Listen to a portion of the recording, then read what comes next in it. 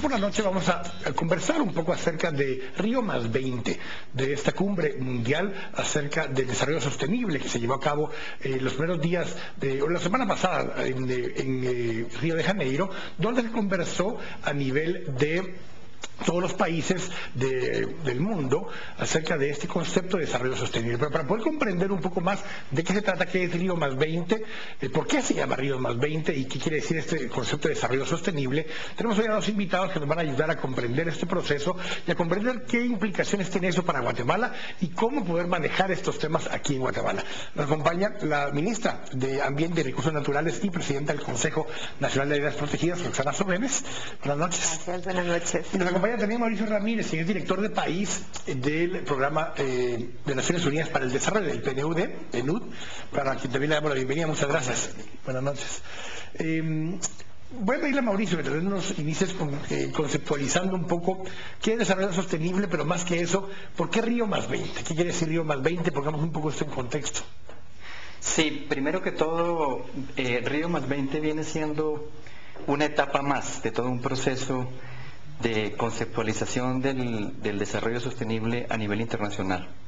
Debemos recordar que en el año 72 se dio la primera conferencia de Naciones Unidas sobre lo que sería la inclusión de la dimensión ambiental en el desarrollo.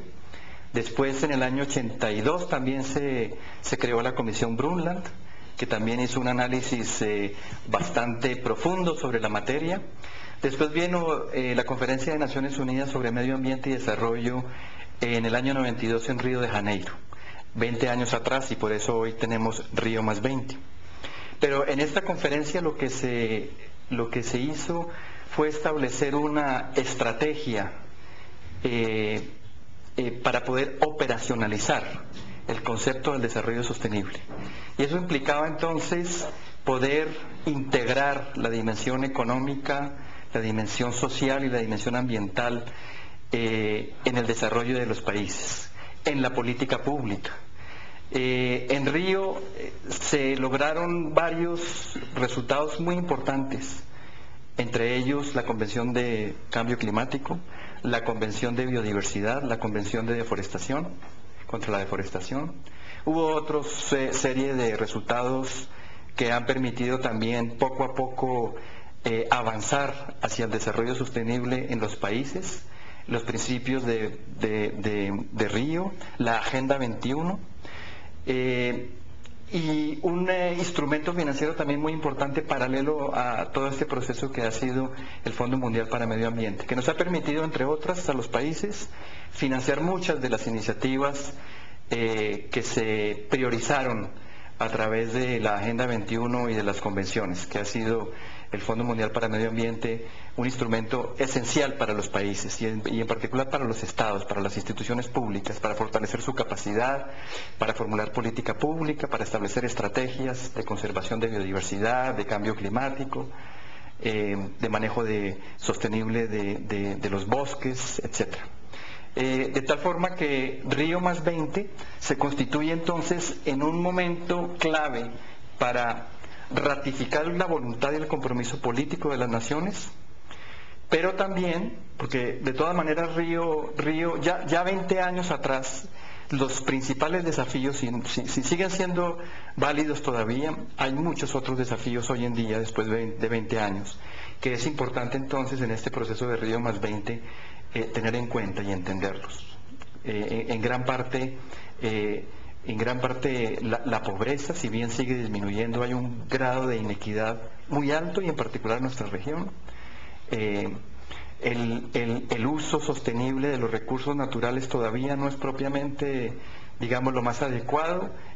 Los modelos económicos todavía continúan siendo insuficientes para garantizar la sostenibilidad del medio ambiente. Por eso uno de los otros principales resultados de esta reunión en Río+20 es de todas maneras el tema de la economía verde.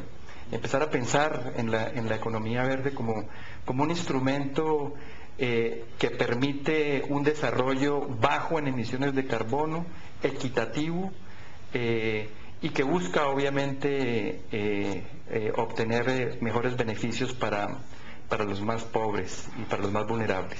Incluso como una plataforma de desarrollo económico per se, o sea, el reinvertir o retransformar mucho de la matriz energética que hay alrededor del mundo y demás en una base de economía verde permite relanzar la economía en esas áreas. Uno de los principales también aspectos que se trabajó en Río fue precisamente el aspecto de energías sostenibles.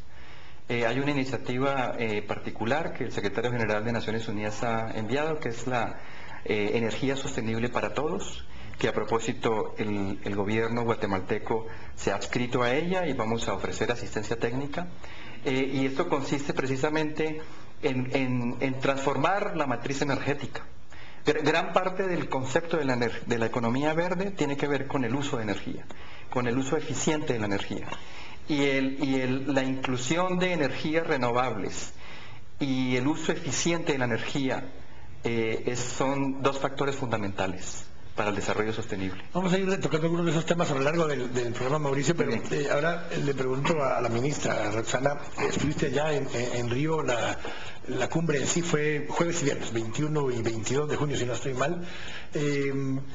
No era solo de delegaciones de gobierno, había organizaciones sociales, había empresarios, había una serie de otras instancias. ¿Cómo te pareció? ¿Qué son las impresiones principales que te queda de haber estado allá en Río durante esta cumbre? Bueno, en realidad ha sido un foro histórico. No solamente fue muy esperado, sino que en realidad ha sido un espacio en el que nos ha permitido muchísimo el intercambio de experiencias, el acercamiento con cooperación, lograr cooperación tanto técnica como financiera. En realidad es una oportunidad bastante grande que Naciones Unidas nos facilita y es un foro muy importante ya que sí marca un hito histórico por muchas críticas que se tengan al respecto. Si bien es cierto, no se han llegado a los acuerdos, pues obviamente que tenían expectativas todos de que se fueran a realizar. Eso se debió no a que en realidad Río +20 no sea un éxito, se debe a factores externos como las crisis financieras a nivel mundial y otros factores totalmente ajenos a esta importantísima cumbre. Sí es importante para Guatemala tener intercambio de experiencias y recibir ese fortalecimiento. Tenemos que tomar siempre conciencia que somos uno de los países más vulnerables ante el cambio climático a nivel mundial. Y nuestra economía está cambiando, nuestra visión de país está cambiando, estamos ya alineados a esta corriente mundial que es tan importante. El desarrollo sostenible es muchísimo para Guatemala, pero para concluir en realidad ha sido muy importante para nuestro país, no solamente participar, sino tener la oportunidad de tener intercambio de experiencias y además participar no solamente en la plenaria, sino en mesas bilaterales que han traído muchos beneficios para el país. Sí marca un punto antes de Río +20 y después de Río +20 para nuestro país. Aparte de la visión que hay en el concepto de Río +20, incluso el término Río +20 es, 92, 20 años después, que nos llamaba el 2012, pero también la otra plataforma es donde vamos a estar dentro de 20 años. ¿Qué tenemos que hacer? Dentro de 20 años estaremos más o menos llegando probablemente a 8.000 millones, 8.500 millones de habitantes, llegando cerca de los 9.000 millones de habitantes. Guatemala muy probablemente esté alrededor de los 25 millones de habitantes para esa fecha, y el ritmo de crecimiento poblacional en Guatemala es mucho más lento que el que era antes, pero sigue estando cerca del 3%, y eso implica que para esa fecha estaremos llegando a 25 millones de habitantes, muchos de esos nuevos habitantes en áreas urbanas del resto del país, no en el área metropolitana, en el resto del país. Implica poder tener los servicios públicos y la capacidad de poder atender a toda esta población en lugares diferentes al departamento de Guatemala y a la ciudad de Guatemala, y eso no es un trabajo del Ministerio de Ambiente exclusivamente, obviamente, es un trabajo que integra prácticamente a todo el gobierno. Definitivamente, la agenda de gobierno que está planteada para esta administración, de la cual soy parte, sí toma el tema ambiental y los ejes de desarrollo de una manera alineada. El tema ambiental hoy día tiene 6 prioridades en realidad a nivel de gobierno que se ven reflejadas en cada una de las carteras de gobierno. El plan de trabajo que tenemos sí incluye, pues obviamente, muchísimos de los mecanismos que vemos en Río +20 y en los foros a nivel mundial. El tema ambiental en nuestro país actualmente sí se ve reflejado en ministerios como el Ministerio de Comunicaciones, Infraestructura y Vivienda, donde ya toda la infraestructura y una nueva corriente y visión de infraestructura verde nos permite tener ejes de desarrollo que están vinculados, no a nivel de Ministerio de Ambiente, sino como una agenda de gobierno que tiene una plataforma, pues obviamente que está visualizada en el cumplimiento de las metas del milenio, y además pues sí tenemos muchísimo más madurez de lo que los anteriores gobiernos tenían, que se miraba como un feudo nada más, pues el Ministerio de Ambiente, y que no trabajaba Ministerio de Ambiente con Ministerio de Energía, cosa que es impensable a nivel mundial. Hoy día tenemos pues una plan de trabajo que nos integra a todos, donde cada uno aporta a estos 3 grandes programas de gobierno el día de hoy, y donde el eje ambiental es sumamente importante para este gobierno. Vamos a ir al primer corte, pero vamos a hablar justamente, ir ahondando un poco en cada uno de los temas que estábamos planteando, los 3 pactos que el gobierno ha lanzado, cómo se integran esos 3 pactos dentro de una política de desarrollo sostenible, pero además poder incorporar temas como lo decía Mauricio en su momento, el tema de la energía limpia. Hemos tenido problemas para poder tratar de implementar energía limpia recientemente.